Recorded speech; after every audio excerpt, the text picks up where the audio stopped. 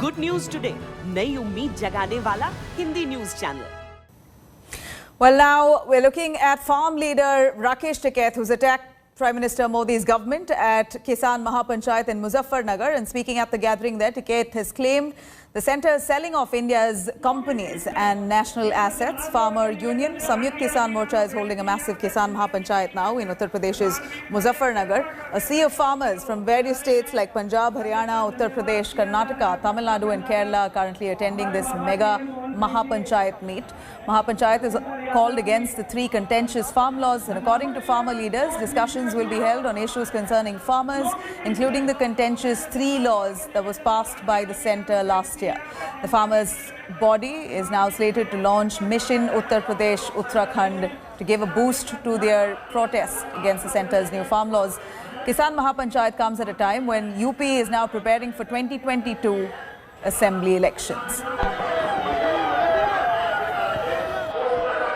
जिस तरह से यहाँ पे देश की प्रॉपर्टियां बेची जा रही है, ये लोग कौन हैं जो देश के संस्थाओं को बेच रहे? इन लोगों की पहचान करनी पड़ेगी। देश में बड़े बड़े आंदोलन ये चलाने पड़ेंगे। आज से जो संयुक्त मोर्चा ने फैसले लिए हैं, उसके तहत हमको बड़ी बड़ी मीटिंगें पूरे देश भर में करनी पड़ेगी। अब ये मिशन गांधी मिशन उत्तर प्रदेश और ये नहीं उत्तराखंड मिशन होगा संयुक्त मोर्चे का देश बचाने का।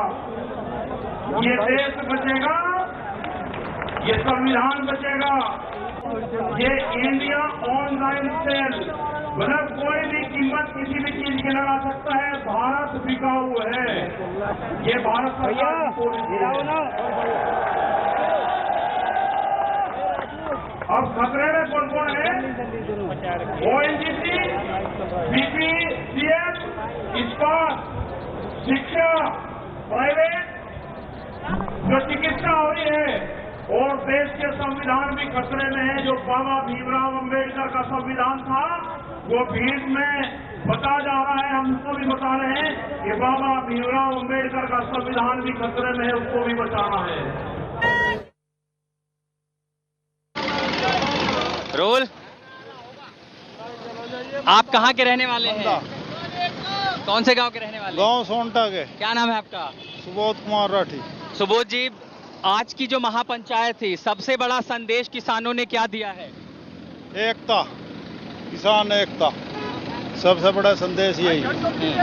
एकता तो किसानों की थी, तभी तो इतना बड़ा आंदोलन चल रहा है। उस एकता से इतर क्या कोई और भी संदेश था? हाँ, सत्ता उखाड़नी है, बीजेपी की सत्ता उखाड़नी है, मेन संदेश यही था। मुजफ्फरनगर में ही पंचायत क्यों करनी पड़ी?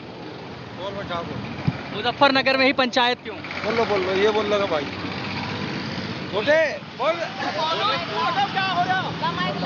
एक दूसरे भाई मुजफ्फरनगर में तो करनी पड़ी, जड़ जमी थी मुजफ्फरनगर से ही भाजपा की जड़ जमी थी, और मुजफ्फरनगर से सब फाड़ का भेज जाएंगे, इसलिए मुजफ्फरनगर में पंचायत करनी पड़ी। 2 सितंबर का महीना वो था जब इसकी जड़ जमाई थी, और सितंबर का महीना यो है, अंतर यो है कि उस दिन 7 सितंबर थी, आज 5 सितंबर। क्या नाम है आपका? अमित राठी।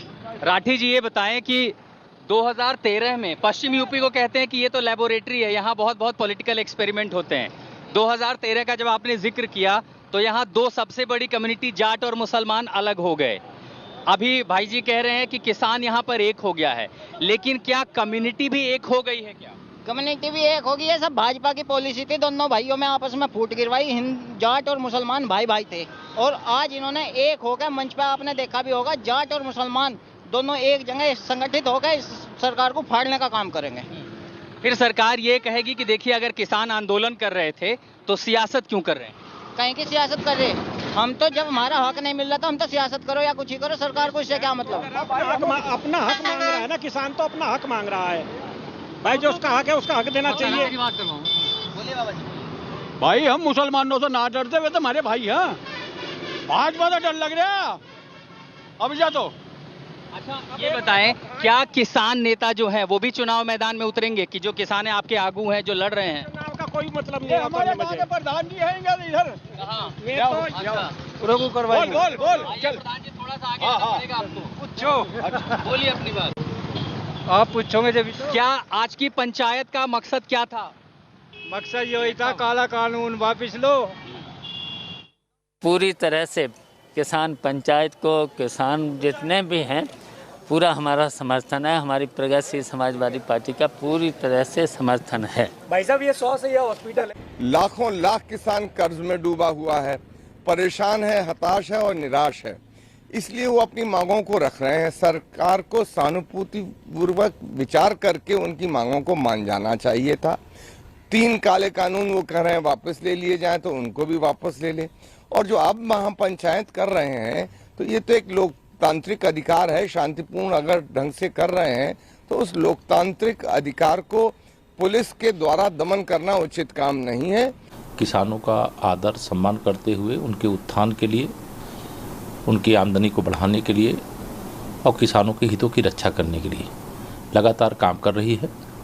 और किसान अन्नदाता है और किसान का पूरा सम्मान है। और जो विरोध के लिए विषय लेकर के आए गए हैं, वह विषय पर संपूर्ण वार्ता पहले भी हो चुकी है और सरकार अभी भी वार्ता के लिए दरवाजे खोल करके बैठी है।